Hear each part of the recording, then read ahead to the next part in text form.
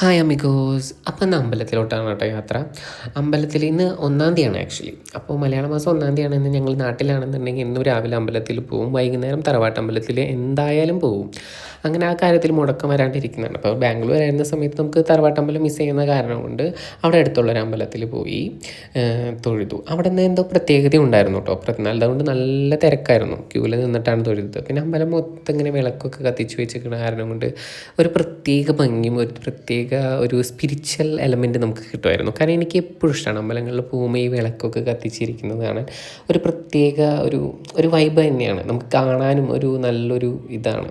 അപ്പോൾ നമുക്കൊരു ശരിക്കും ഒരു ദൈവികത്വം അവിടെ ശരിക്കും ഫീൽ ചെയ്യാറുണ്ട് എനിക്ക്. സോ അതെനിക്ക് എപ്പോഴും ഇഷ്ടമാണ്. നൈറ്റാണ് എനിക്ക് കൂടുതൽ അമ്പലത്തിൽ പോകാൻ കൂടുതൽ ഇഷ്ടം.